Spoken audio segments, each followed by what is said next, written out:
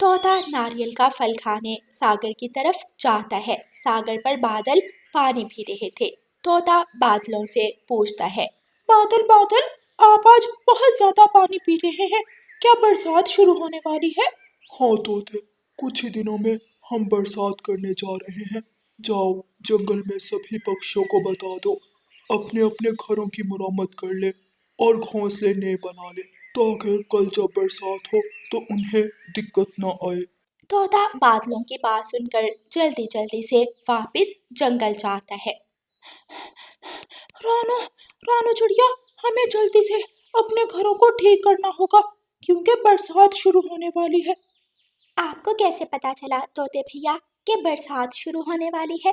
मैं अभी सागर पर गया था और मुझे बादलों ने बताया है। समय बहुत थोड़ा है। रानू चिड़िया, हमें सारा काम जल्दी जल्दी करना होगा।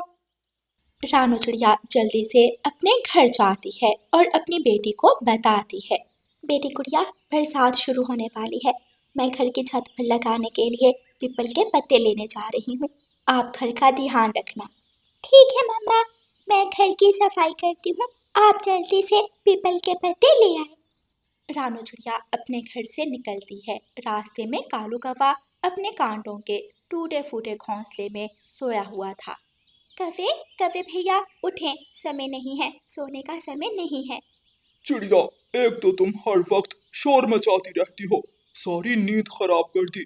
कितना अच्छा सपना देख रहा था मैं। सपनों की दुनिया से बाहर आओ कालू कवे, बरसात आने वाली है। जल्दी से चलो और अपने घोंसले की मुरम्मत कर लो। जब बरसात आएगी तो मैं देख लूंगा। जाओ, मुझे सोने दो। कौवा फिर से सो जाता है। ये कौवा कभी नहीं सुधरेगा, हमेशा बारिश में भीगता आया है और इस बार भी ये बारिश में खुलकर नहाएगा। रानू चिड़िया वहां से चली जाती है। सभी पक्षी पीपल के पेड़ पर पहुंच जाते हैं। मेरी चोंच तेज है, लेकिन मैं ज्यादा बोझ नहीं उठा सकता। रानू चिड़िया, मैं अपनी तेज चोंच से पीपल के पत्ते काटता हूँ और आप कुछ पत्ते मेरे घर छोड़े और कुछ पत्ते अपने घर ले जाएं। हाँ ठीक है तोते भैया, आप पत्ते काटो, मैं और कबूतर भैया ये पत्ते अपने घरों को ले जाते हैं। फिर तोता अपनी तेज चोंच से पीपल के पत्ते काट काट कर नीचे गिराता है। रानू चिड़िया और कबूतर पीपल के पत्ते इकट्ठे करते हैं और टोकरियां भर लेते हैं। चलो यार, मैं इंतजार कर रहा हूँ, आप जल्दी से जाएं, ये पीपल के पत्ते अपने घरों में छोड़कर वापस आए। मिठू तोते, जब तक आप दाना ढूंढ ले, बहुत भूख लगी है। हम दाना खाने के बाद बाकी के पत्ते ले जाएंगे। चिड़िया और कबूतर अपनी अपनी टोकरी उठाकर घरों को चले जाते हैं और तोता आसपास दाना ढूंढने लगता है। पति जी, आप जाएं और तोते की मदद करें, मैं ये पीपल के पत्ते घर की छत पर लगा देती हूँ। उधर गुड़िया भी अपनी मम्मा से कहती है, मम्मा, तोते अंकल ने बहुत मुश्किल से पीपल के पत्ते काटे होंगे, अब आप ही तोते अंकल की मदद करें, मैं ये पत्ते घर की छत पर लगा देती हूँ। हाँ गुड़िया बेटी, मैं जा रही हूँ, आसमान पर काले बादल छा रहे हैं, शायद शाम तक बारिश शुरू हो जाएगी। तोते ने कुछ चने के दाने इकट्ठे कर लिए थे। चिड़िया और कबूतर वहां पहुंच जाते हैं। तीनों दोस्त जी भर के दाना खाते हैं। चिड़िया, तुम्हें पता है, मैं ज्यादा बोझ नहीं उठा सकता, मेरी पत्तों की टोकरी उठाकर मेरे घर तक छोड़ दो और मैं मीठा फल ढूंढ कर लाता हूँ। ठीक है तोते भैया, मैं ये पत्ते लेकर आपके घर जा रही हूँ। तीनों दोस्त मिलजुल कर एक दूसरे की मदद करते हैं और उनके सभी काम आसान हो जाते हैं। रानू चिड़िया पत्तों की टोकरी तोते के घर के सामने रख देती है और वहां से चली जाती है। कालू भांजे, उठो, मैं बहुत थका हुआ हूँ, मुझे आराम करने दो। कालू कौवा बहुत जल्दी से उठ जाता है। मामा जी, आप बिना बताए ही आ गए। आए आए, बैठे घोंसले में, मैं कोई चाय पानी लाता हूँ। कालू कौवे का मामा घोंसले में बैठ जाता है और कालू कौवा घोंसले से बाहर निकलकर बैठ जाता है। चाय पानी की जरूरत नहीं है भांजे, अगर दाना है तो मुझे दे दो, मैं दाना ही खा लेता हूँ। नहीं मामा जी, इस वक्त घोंसले में दाना तो नहीं है। अभी थोड़ी देर पहले एक गरीब चिड़िया आई थी, बेचारी मेरी पड़ोसन है, उसके बच्चे भूखे थे, मैंने सारा दाना उठाकर उसे दे दिया। हाय, मर गया, मर गया। तेरे घोंसले में तो कांटे हैं कालू। मेरी पीठ में कांटा चुभ रहा है। और ऊपर आसमान की तरफ देखो, गहरे बादल छाए हुए हैं। क्या बारिश के मौसम में ऐसे घोंसले में मुझे रहना होगा? मामा जी, चिंता ना करें, आज की रात किसी तरह गुजार ले। कल मैं घोंसले को ठीक कर लूंगा और एक नया घोंसला बना लूंगा। रानू चिड़िया की बेटी गुड़िया खिड़की से बाहर देखती है और शोर मचाती है। मम्मा मम्मा देखें, तेज बारिश शुरू हो गई।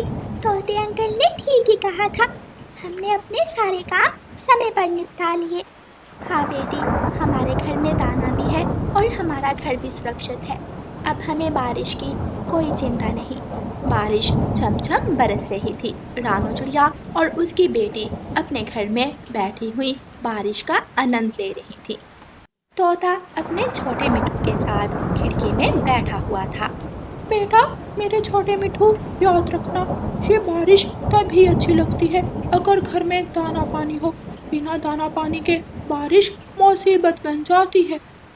पापा जी, मैं भी हमेशा आपकी तरह बारिश शुरू होने से पहले ही अपना दाना जमा कर लूँगा।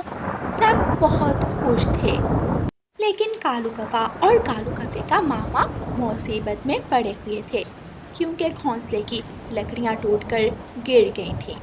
मैं तो तुम्हारे पास आया था कि बारिश के दिन आराम से गुजार लूंगा, लेकिन कालू भांजे, तेरा घोंसला तो मेरे घोंसले से भी ज्यादा टूटा हुआ निकला। बस मामा जी, मैंने ध्यान ही नहीं दिया। चिड़िया ने तो मुझे बहुत समझाया था कि अपना काम समय पर कर लो, लेकिन मैंने सोने में वक्त गुजारा। भांजे, क्या इस जंगल में तुम्हारा कोई दोस्त है? चलो, हम तुम्हारे दोस्त के घर चले जाते हैं। लेकिन कालू कौवे ने तो कभी किसी से दोस्ती नहीं की थी। वो तो हमेशा दूसरों से लड़ता था। वो शर्म से अपना सर झुका लेता है। नहीं मामा जी, मेरा कोई दोस्त भी नहीं है। अब हम कहाँ जाएं? भांजे, बिना अच्छे दोस्तों के जीवन गुजारना बहुत मुश्किल है। चलो, हम किसी पड़ोसी के घर चले जाते हैं। फिर कालू कौवा और कालू कौवे का मामा जी उड़ते हैं और रानू चिड़िया के दरवाजे पर पहुंचकर मदद मांगते हैं। रानू चिड़िया, मेरे मामा जी को बहुत ठंड लग रही है। मेरे मामा जी को बचा लो। रानू चिड़िया दरवाज़ा खोलती है। कालू कौवे, वो वक्त याद करो जब तुम घोंसले में सोकर सपने देख रहे थे और हम सब अपने काम कर रहे थे। जाओ, अब उसी घोंसले में लेटकर सपने देखो। चिड़िया बेटी, मैं अपने भांजे की तरफ से माफ़ी मांगता हूँ। हम शर्मिंदा हैं। हमें इस मुसीबत से बचा लो। फिर रानू चिड़िया को कौवों पर दया आ जाती है और वो कालू कौवे और उसके मामा जी को अपने घर में ले जाती है।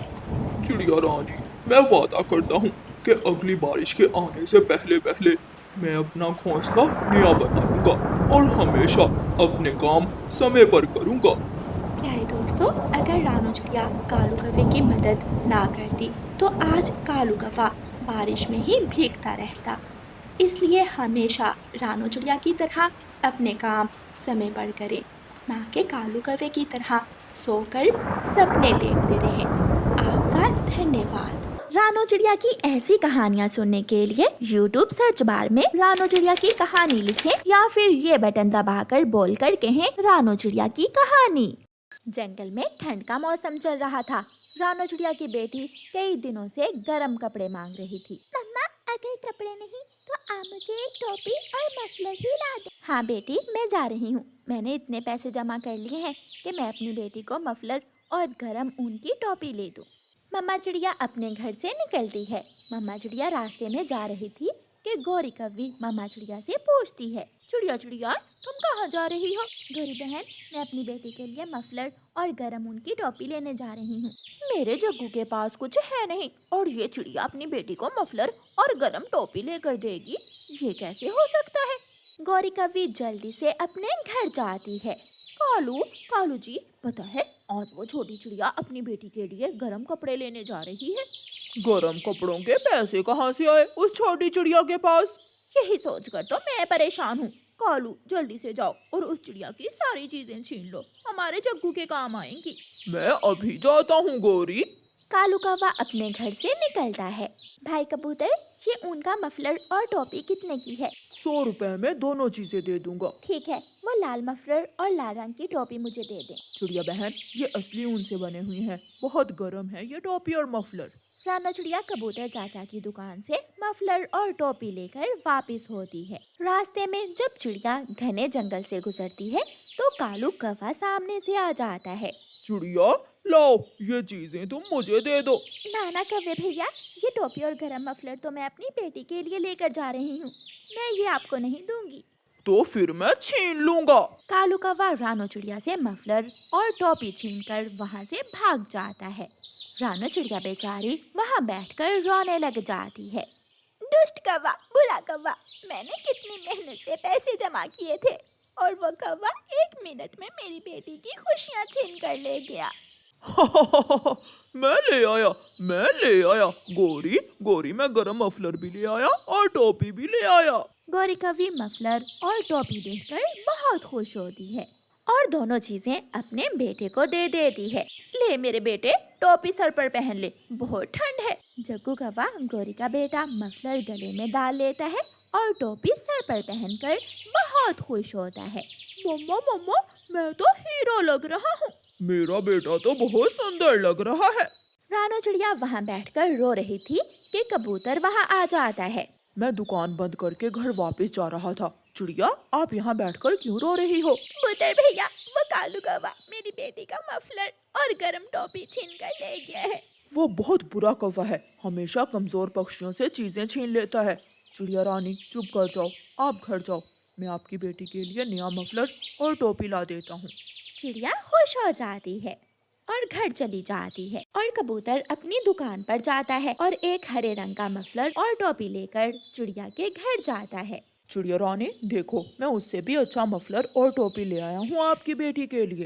ये रंग मुझे बहुत पसंद है अंकल, बहुत बहुत शुक्रिया। गुड़िया टोपी सर पर ले लेती है और मफलर गले में डालकर खुश हो जाती है। दूसरे दिन जग्गू कौवा अपनी मम्मा से कहता है, मम्मा मम्मा, मैं जंगल घूमने जा रहा हूँ, ध्यान से जाना बेटा, कहीं कोई तुम्हारी टोपी और मफलर ना छीन ले। मम्मा, मैं कालू कौवे का बेटा हूँ, मैं किसी को अपनी चीजें कैसे दे सकता हूँ? जग्गू कौवा अपने घर से निकलता है। किकी किकी, देखो मेरी टोपी कितनी सुंदर है और मफलर कैसा है मेरा, सच में ये सब बहुत खूबसूरत है।